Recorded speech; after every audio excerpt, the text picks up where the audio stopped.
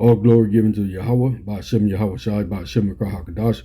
Double honors to the elders, apostles, the bishops, the elders, the teachers of Great Millstone who rule well and teaching us 100% truth. Shalom and salutations to the hopeful elect, beginning with the 144,000 and the rest of the men, women, and children.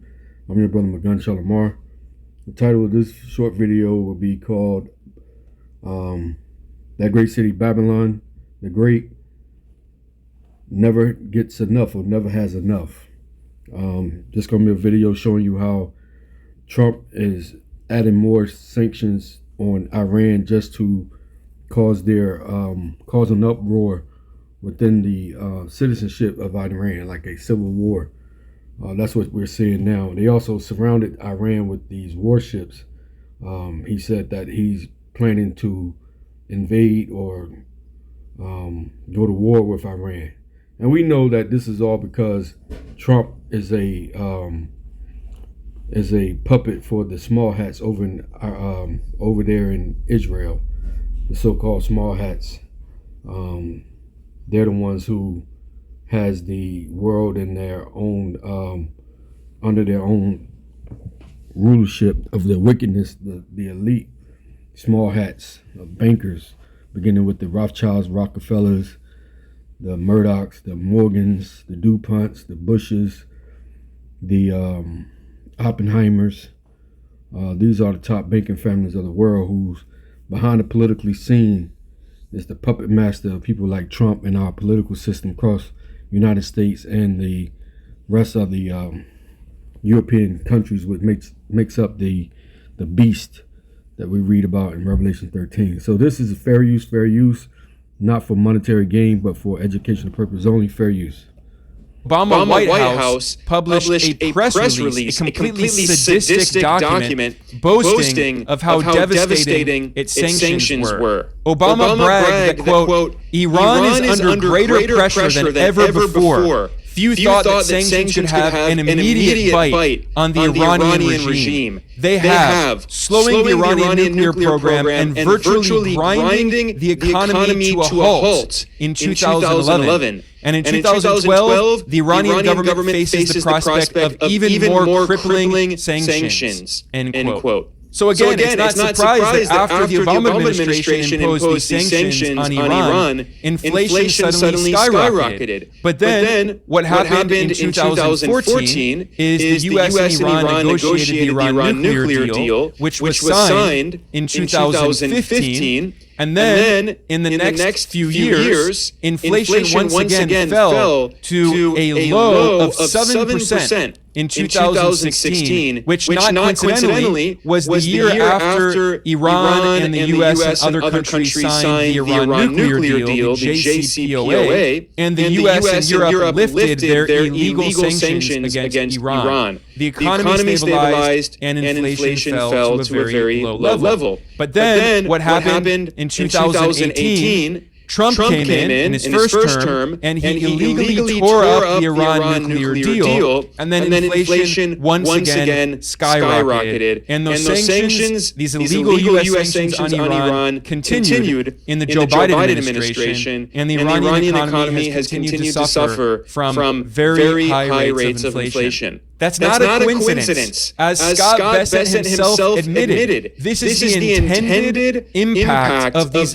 illegal sanctions to crush the Iranian economy. The White House announced its maximum pressure campaign on Iran, designed to collapse its already buckling economy. And this is not new. This is not only against Iran. Of course, the illegal U.S. sanctions on Iran go back many decades to the victory of the Iranian Revolution in 1979. But you can go back even further to 1960. A year after the people of Cuba overthrew a U.S.-backed puppet dictator, a right-wing regime that was extremely corrupt and worked with the mafia, and the Cuban people, led by Fidel Castro and Che Guevara, had a revolution. And then in 1960, the U.S. State Department discussed plans to try to destabilize Cuba's new revolutionary government. In a declassified U.S. State Department cable, top U.S. officials admitted that the majority of Cubans supported Castro and the new revolutionary government, and there was no effective political opposition. Therefore, they concluded, quote, the only foreseeable means of alienating internal support is through disenchantment and disaffection based on economic dissatisfaction and hardship, end quote. These top U.S. officials then openly admitted what the goal was of the sanctions and the blockade they illegally put on Cuba over 60 years ago. And still today, the U.S. is trying to economically suffocate Cuba. They wrote, quote, every possible means should be undertaken promptly to weaken the economic life of Cuba, to make the greatest inroads in denying money and supplies to Cuba, to decrease monetary and real wages, to bring about hunger, desperation, and overthrow of government. You know, Cuba is the tribe of Israel. That's Manasseh tribe. So that's who, you know, we're always at the bottom. We're always getting the brunt of this devil's laws and all of his taxation and robbing us in order to feed the rich. End quote. That's the money quote. To bring about hunger, desperation, and overthrow of government. That's the stated intention of sanctions. And this is what's happening today in Iran, and in Cuba, and in Venezuela. These countries the U.S. empire has tried to crush with illegal sanctions to destroy the economy. Venezuela is also another Israelite. That's what the Israelites are. That's the northern tribe, the tribe of Asher. You see, we're always at the bottom, always being hunted by Esau. Try to overthrow the government. Again, it's not a coincidence that the U.S. started backing these violent riots to bring about regime change in Iran at the same time as the Trump administration bombed Venezuela and kidnapped President Maduro. As Al Jazeera pointed out, and Al Jazeera, which is Qatari state media, it is not friendly to Iran. It is often been very critical of Iran. But Al Jazeera pointed out, quote, decades of U.S.-led sanctions against Iran, including ones that were toughened under President Trump, have played a central role in Iran's economic crises, end quote. And by the way, what's so sadistic about the Trump administration is it has publicly claimed that supposedly its sanctions are supporting the courageous people of Iran. On the 15th of January, the U.S. State Department published an outrageous press release claiming that its sanctions are supporting the Iranian people, not mentioning that these sanctions are responsible for the economic crisis in Iran in large part. Again, I'm not saying it's the only factor, but it's by far the most important factor. And this is exactly what independent experts on international law at the United Nations have been saying for many years. If you look at the office of the UN High Commissioner for Human Rights, you can see on their website they have published many reports detailing how U.S. sanctions are illegal. They violate international law and they violate human rights of people. This is Habakkuk chapter 2, verse 5. Actually, we're going to go, chapter 2, verse 5. It says, also because he transgresseth by wine, he is a proud man. And it's talking about Esau, Edom. Neither keepeth at home, who enlargeth his desire as hell, and is as deaf, and cannot be satisfied, but gathereth unto him all nations, and heapeth unto him all people. And that's what Esau has been done. He should have never left the land where the Lord gave him. Yahweh put him over in Mount Seir, Petra Jordan today. And that's where he should have stayed. He should have never left those mountains. But he left those mountains and into the spirit of conquering and to conquer everything. He never keepeth at home.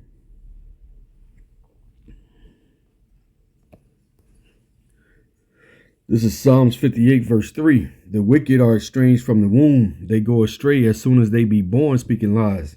As you can see, they've been lying.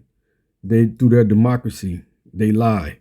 That's exactly what, let's go back to Habakkuk, where it says, he also transgresses by wine. That's Esau's philosophies. You know, that's what he lives by, these lies. You see, it says the wicked are estranged from the womb. They go astray as soon as they be born, speaking lies, meaning they was made that way. Yahweh Bashem Yahweh Shah, he made Esau crooked. He made him be the vessel fitted to destruction.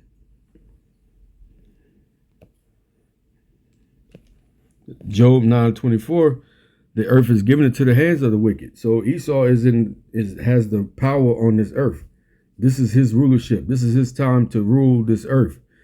This is his heaven, you know. And how do you know? He covers the faces of the judges thereof. If not, where and who is he? Who is he then? If he didn't go about during the Renaissance period, when he came back into power from the mountains, and he started to whitewash the true depiction of Yahweh, his only begotten son, Yahweh Shah, the angels in heaven, the prophets, his chosen people, and painted their faces from what? From being melanated to being white, so-called white, of Caucasian race, you know?